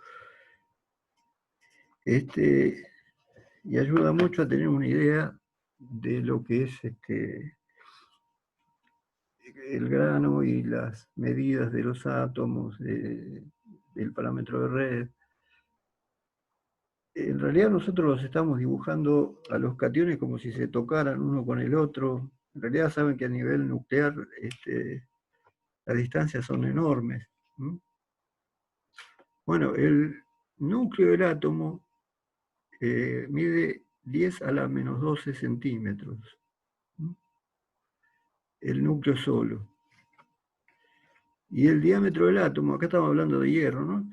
En otros metales o en otras sustancias es diferente, pero acá estamos hablando del hierro, estamos hablando de cómo se forma este cristal con hierro. Entonces el diámetro del núcleo atómico es de 10 a la menos 12 centímetros. El diámetro del átomo completo, con los electrones, con todo, totalmente, digamos, un átomo cerrado, estándar, obviamente es mucho más grande. Fíjense el espacio por el que pueden girar los electrones. Ya es 10 a la menos 8 centímetros, hay 4 grados de magnitud, que es ya un angstrom. Ya es una medida más conocida. Bueno, y antes habíamos visto que el parámetro de red, según la temperatura del hierro, podía estar entre 2,6 y 3,6. ¿Se acuerdan que dijimos, pasa por una etapa donde está en 2,6, pasa a 3,6 y se pasa a cara centrada, y después vuelve a cuerpo centrado? Bueno, hablamos de las distancias de los parámetros de red que están en este orden. Haciendo un cálculo muy simple, uno puede sacar cuántos granos por pulgada tiene un material, y a partir de ahí puede, por la cantidad de granos, sacar la cantidad de celdas. Primero vamos a ver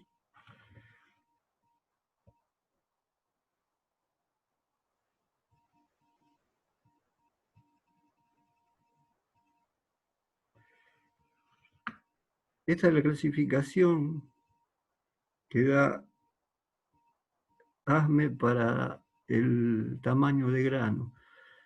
En realidad yo tendría que trabajar siempre sin aumentos. Entonces, porque obviamente si trabajo con un aumento más grande, me van a entrar menos granos en la misma vista.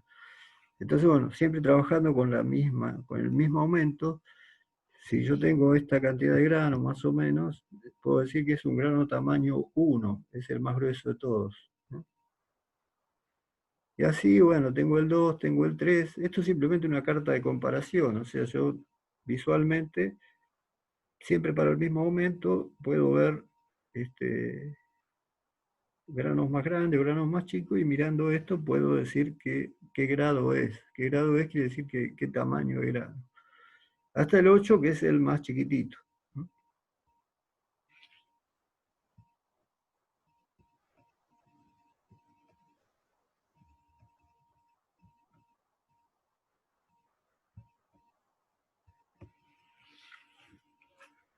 Entonces, suponiendo que estamos en el diámetro de tamaño de grano más finito, el 8, el número de granos por pulgada cuadrada medido a 100x me da 128 granos. quiere decir que cada uno tiene 0,02 milímetros, por lo tanto existen 20.000 celdas por grano. Puedo calcular la cantidad de celdas que forman la red adentro de cada grano. Estamos hablando de medidas muy, muy pequeñas, pero digamos, se puede saber dentro del grano, obviamente de acuerdo al tamaño del grano, en este caso estamos hablando del 8, podríamos decir que en un grano de tamaño 8 hay 20.000 celdas por grano. Y de la misma manera, para el 1, que es el grano grueso, hacemos la misma cuenta y nos da 200.000 celdas por grano. Porque en realidad las celdas siempre miden igual, o sea, depende del tamaño del grano, es cuántas celdas hay adentro. La celda siempre mide igual, o al menos a la misma temperatura siempre mide igual.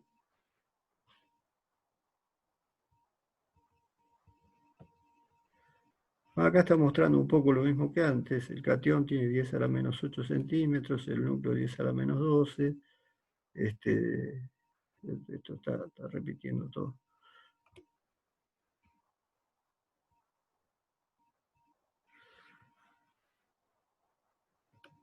Bueno, entonces a partir de acá podemos definir algunas características de los metales.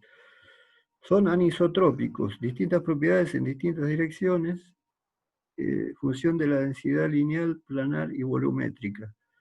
Como vimos, esto está armado por una estructura muy compleja, por lo tanto, no tiene las mismas propiedades en cualquier sentido, en cualquier dirección. Por lo tanto, son anisotrópicos. Son alotrópicos, esto tiene que ver con que habíamos dicho que según la temperatura toman distintas estructuras cristalinas y distintos parámetros de red. Es la propiedad del material de existir con más de una estructura cristalina en función de la presión y temperatura. El hierro tiene alotropía de orden 5, va pasando de centrado en el cuerpo a centrado en la cara, después centrado en la cara con otro parámetro de red y después centrado en el cuerpo.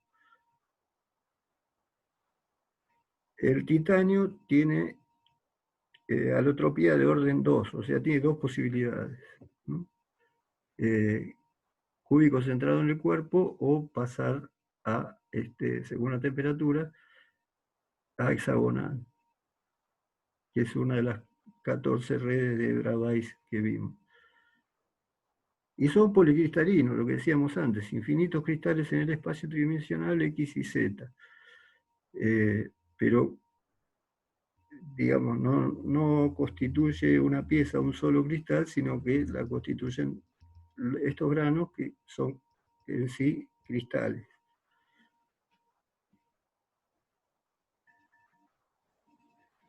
Las formas alotrópicas en realidad la tienen todos los materiales, incluso los no metales. Fíjense, un típico caso de material que se presenta en distintas formas alotrópicas es el carbono puro.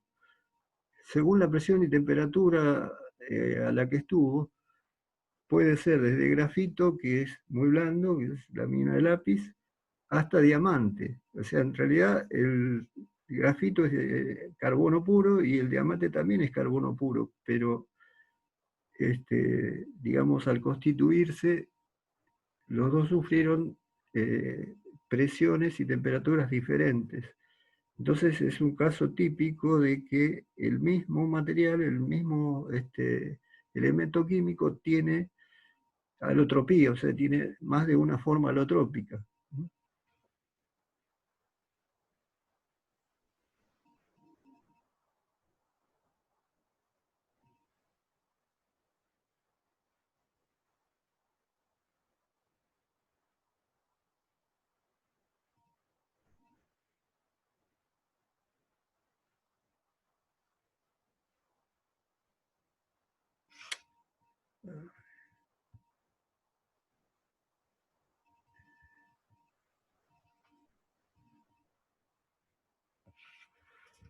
Bueno, siempre hablando de los aceros, ¿no?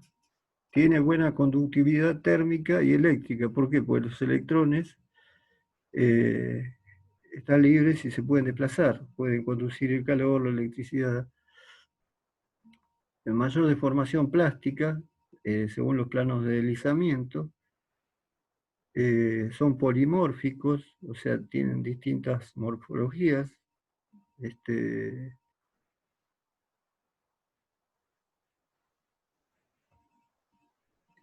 y distintas formas pueden tomar cuando se solidifican. O sea, los mismos granos, en realidad, qué sé yo, en el medio de un lingote yo voy a encontrar lo ideal, que es lo que vimos, ¿no? Todos los granos más o menos igualitos, del mismo tamaño, de la misma forma, tirando a algo circular.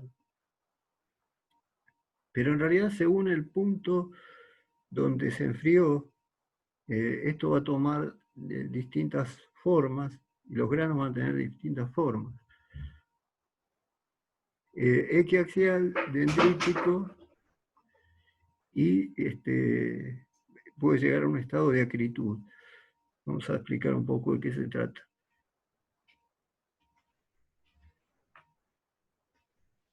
Equiaxial sería lo que vimos, digamos. Más o menos todos los granos son parejos.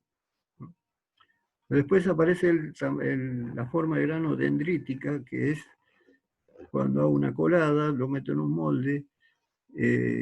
Habíamos dicho que en una solidificación de acero tenemos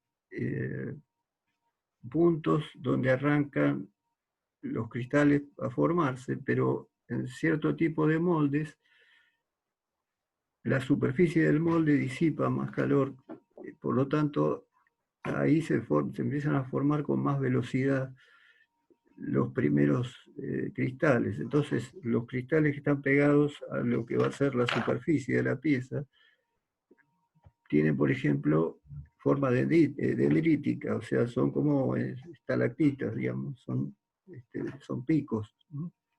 Y después de ahí para adentro ya empieza a tener formas normales, pero los que se enfriaron relativamente rápido y pegados a una pared,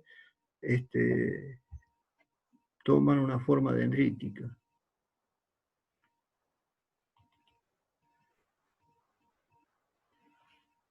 Bueno, y pueden tomar acritud, que es lo que habíamos dicho respecto de, esto lo vimos con el ensayo de tracción, que si un material yo lo deformo plásticamente, le cambia la tensión de rotura, le cambia la tensión de fluencia.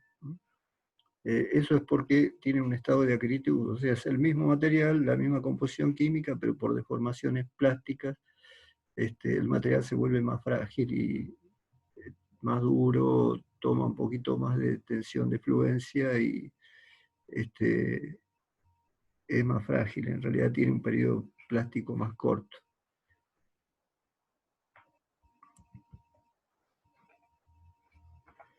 Bueno, esto es lo que hablamos, el grano STM determina la cantidad de granos por pulgada cuadrada con una amplificación de 100x. Bueno, es lo que habíamos hablado, la cantidad de granos por pulgada cuadrada da un número y ese número sería lo que nosotros vimos en la carta de comparación, que va del 1 al 8, que es esto.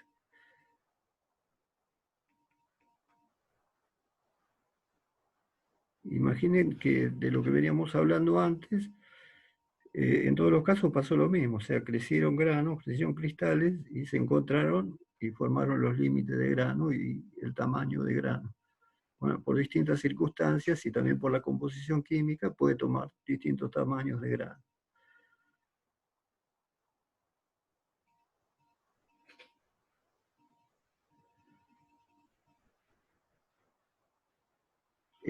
¿Cómo cambia la tensión de fluencia? En realidad está puesto como resistencia, acá tensión R,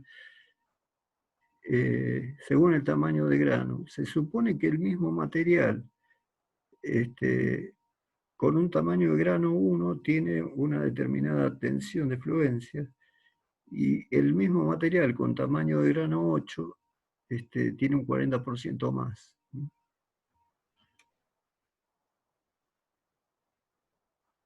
Lo que pasa es que en una acería, digamos, yo lo voy a lograr sacar el acero con un tamaño de grano estándar. Después tengo que hacer algún tratamiento térmico para cambiarle el tamaño de grano. Si no, el tamaño de grano es natural.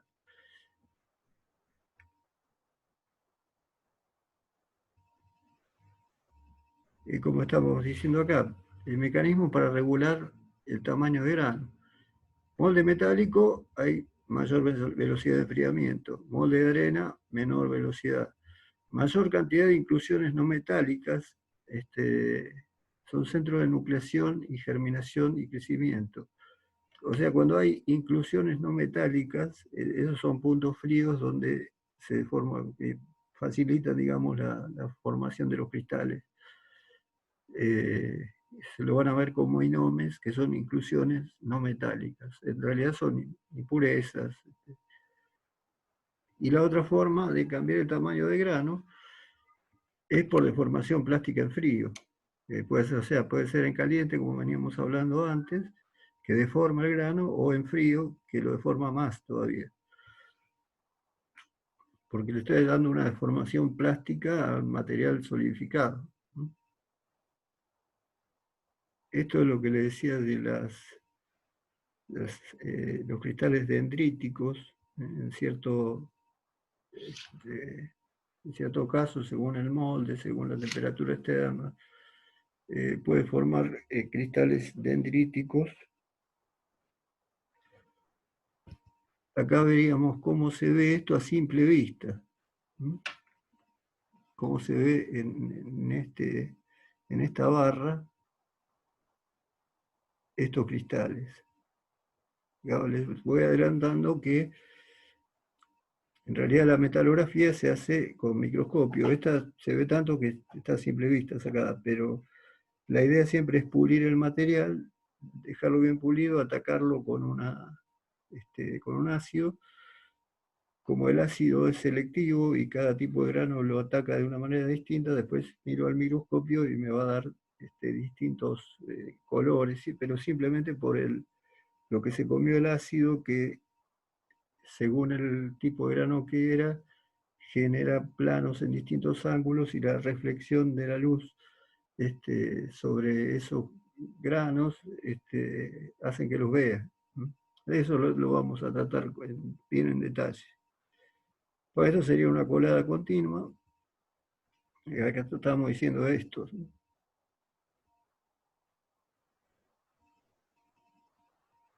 Bueno, si tiene varios pasos, obviamente va a ir achicando el grano cada vez más.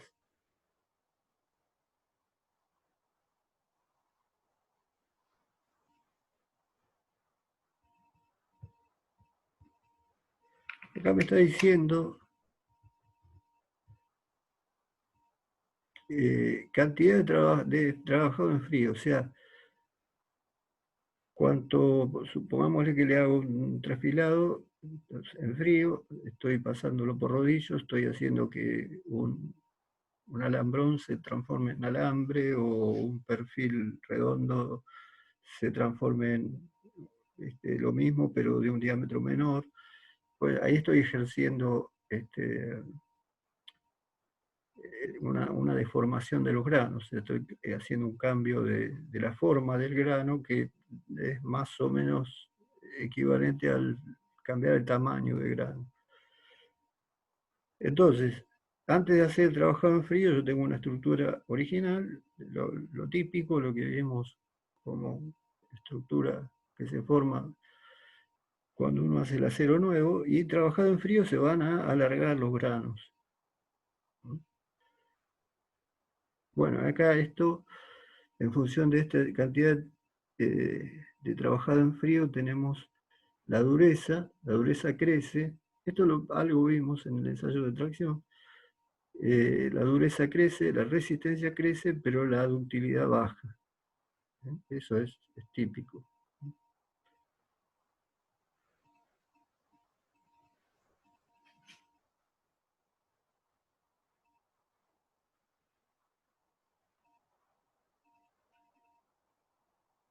Bueno, y esto es el efecto que sufrirían los materiales pero cuando los estoy recristalizando por temperatura, que serían los tratamientos térmicos, que vamos a tener una clase, digamos, especial sobre ese tema. Los tratamientos térmicos son re importantes porque, como dijimos siempre, las propiedades del material dependen de la composición química y de los tratamientos mecánicos, como sería en este caso, esto que estamos viendo acá, o térmicos.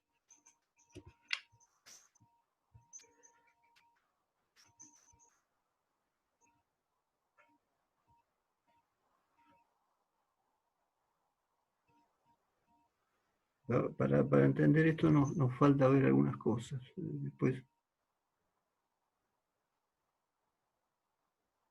bueno, esta sería una lista completa de todas las propiedades, o digamos, casi todas las propiedades de los metales. Dureza, que no tiene por qué ser Rowell C, puede ser cualquier dureza, la dureza propia del material. Tensión máxima, tensión de fluencia, alargamiento, restricción, porcentaje de alargamiento y de restricción. Acá lo pone como delta L y nosotros lo poníamos como delta, el porcentaje de alargamiento. Tenacidad, rigidez, módulo elástico, energía absorbida, eso en la deformación, fluencia viscosa, creep, o sea, si nos queda algún tiempo por ahí podemos hablar algo de creep, si no lo vieron en algún otro módulo, que en realidad es un efecto que se produce cuando estamos trabajando a altas temperaturas. Se considera altas temperaturas a más de un cuarto de la temperatura de fusión, digamos, como temperatura de servicio, ¿no? Que está trabajando horas a esa temperatura, lo que se va a producir la fluencia lenta o fluencia viscosa, que es el creep, que el material se alarga aunque mantenga la tensión. O sea, en estado normal yo necesito aplicarle carga para que haya una tensión y eso genere una deformación. En el caso del creep, por un deterioro a nivel químico del material, que también se puede ver por metalografía, porque es digamos, una difusión de carburos al borde de grano, el material en esas condiciones se deforma sin cambiarle la tensión. O sea, tiene la misma tensión y sin embargo el material se deforma. Es un efecto de la temperatura, digamos, es para casos especiales. Bueno, resiliencia, que se acuerdan que lo calculábamos con el ensayo de impacto, propiedades de plegado, embutido, esto está todo asociado a la ductilidad.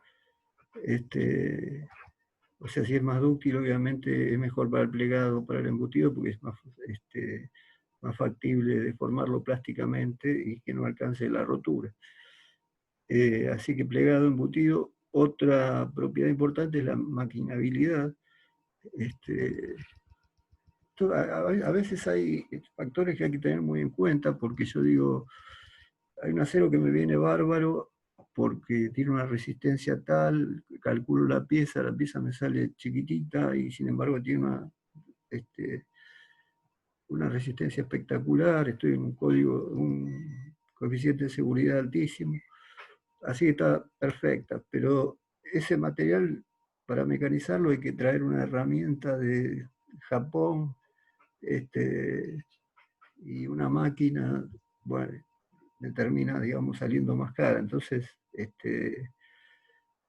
si la maquinabilidad del material es importante, o sea, yo también tengo que pensar con qué cuento después para mecanizarla y por ahí cambiar un acero que por ahí parecería ideal, pero que para mí es medio complicado mecanizarlo, me va a salir más caro que hacer una pieza de otro material un poquito más gruesa. Entonces, eso es un factor económico y técnico que tengo que tener en cuenta. Soldabilidad, de esto ya hablaron bastante con Eduardo.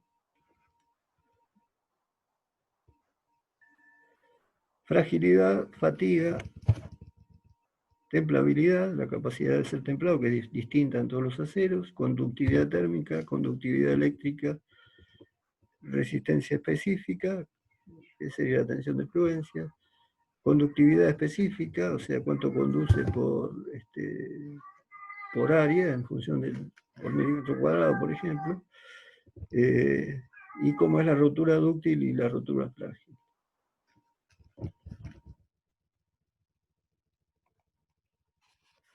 Bueno, esto es un recuerdo de lo que era el ensayo de tracción, por si por ahí no lo tienen muy presente. Estas serán las etapas, yo voy cargando, voy a llegar a un límite de proporcionalidad, donde sigma es igual a epsilon por e, después voy a llegar a un punto donde en teoría está el fin del periodo elástico, y acá empezaría el periodo plástico, y acá arranca la fluencia. Y habíamos dicho que en realidad estos dos puntos, el límite elástico y la fluencia, no están a la distancia que está en este gráfico, o sea, está a una distancia muy chiquitita, o sea, acá está dibujado grande para interpretarlo, pero en realidad tendría que estar pegadito. Por lo tanto, no cometemos prácticamente error si directamente decimos que la fluencia es el límite elástico, a pesar de que bueno, está un poquito más arriba del verdadero límite elástico.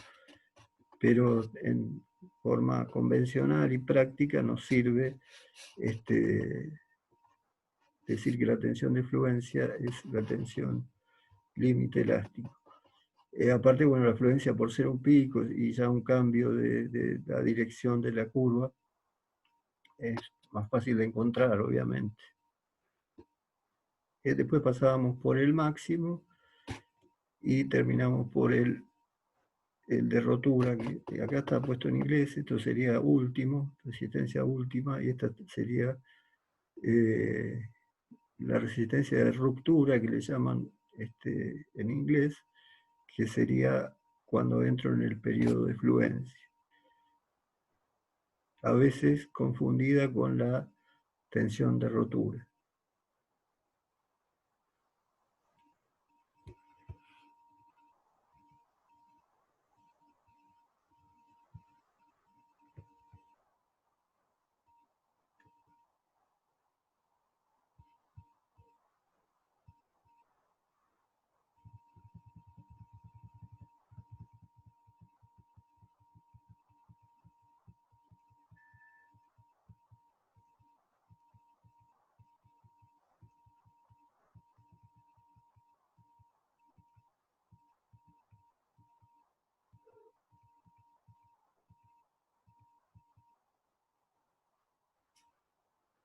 Bueno, acá este otro esquema es interesantísimo, parece una tontería, es una animación, pero nos está mostrando la diferencia que hay entre el periodo elástico y el periodo plástico. En el periodo elástico, ¿qué está pasando? Estoy, de alguna manera, al aplicar las cargas, estirando el parámetro de red. Lo estoy forzando a que la distancia entre dos cationes de la red se separen, o si lo comprimo, lo estoy obligando a que se junten. Por eso es que es reversible, o sea, si después yo saco la carga, vuelve a su parámetro de red natural, por eso es que vuelve a su forma original. En realidad, lo que le importa al material es mantener el parámetro de red. Entonces, si yo se lo estiro, se va a deformar, pero elásticamente, si yo se lo dejo de estirar, va a volver al parámetro de red propio del material. Entonces, este de arriba sería el caso de lo que es una deformación plástica, una deformación elástica. Modifico el parámetro de red con la tensión, y si saco la tensión, esto vuelve, y como en realidad no rompí nada, esto vuelve a su posición original, por eso es que la deformación no es permanente. Y por eso buscamos que las piezas trabajen a ese tipo de tensiones. Y este es parecido a uno que vimos antes, que nos está mostrando cómo es la deformación plástica, que es el corrimiento de las vacancias. ¿Se acuerdan que en otro gráfico parecido vimos que las vacancias empiezan a correr y esto genera la deformación plástica. Acá, digamos, está exagerado, por eso acá parece que se dobla, ¿no? La probeta, en realidad no es a ese nivel, pero es a nivel atómico. Pero para ver el efecto está bien, digamos, es el corrimiento de vacancias, que yo ya no puedo volver atrás, por eso son deformaciones plásticas, porque esto no lo puedo volver atrás, no puedo volver a poner la vacancia donde estaba. Por eso la gran diferencia entre el comportamiento elástico y el comportamiento plástico. Yo arranco con el elástico, no estoy dañando el material, no le estoy introduciendo, digamos, efectos que no sean reversibles. Y cuando la tensión es más alta y paso al periodo plástico, ahí sí estoy modificando la estructura, sobre todo a través de sus propios defectos, y la deformación que logré es permanente, digamos, es irreversible.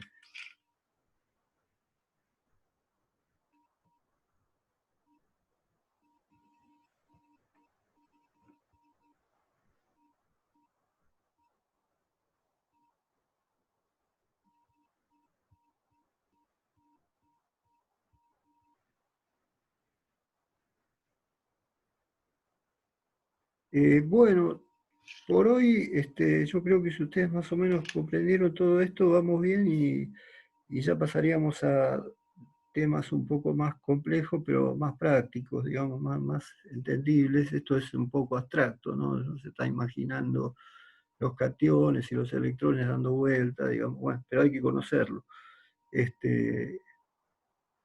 Ya después vamos a pasar a los diagramas de equilibrio, de entender bien lo que es la solubilidad, entender bien por qué distintos porcentajes de carbono me dan distintas estructuras, y después llegar rápido a lo que son las estructuras y qué es lo que puedo ver por metalografía.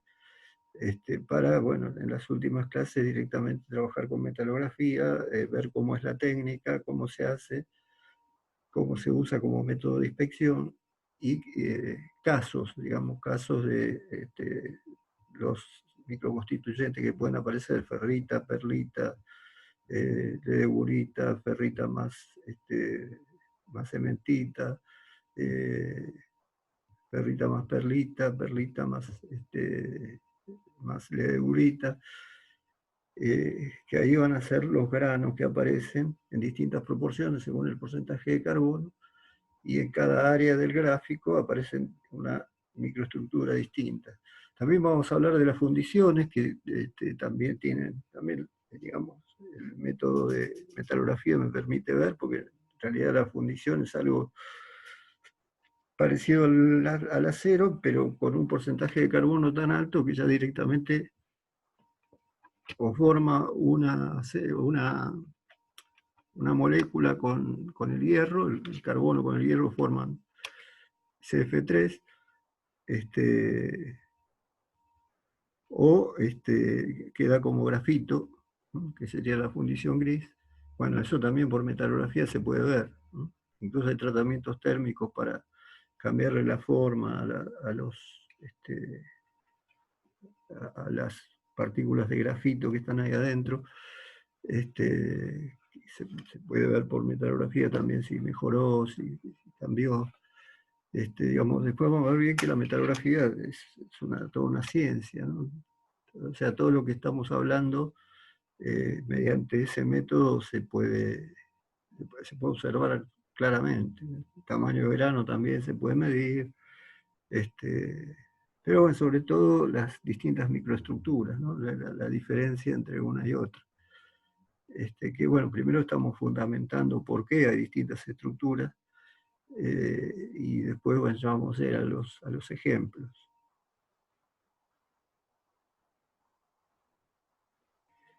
Bueno, yo no sé si alguno tiene alguna duda o muchas.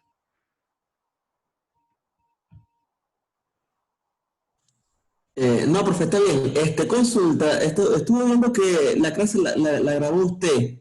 Sí, ¿Esa después lo las pasa o lo va a publicar en YouTube como la otra vez? No, la sigo publicando en YouTube, o sea, la misma, si te quedó el dato de la otra vez, si no después se lo paso, este, ustedes de ahí de YouTube la ven la clase, no hay problema. Este, Eh, y después están los apuntes,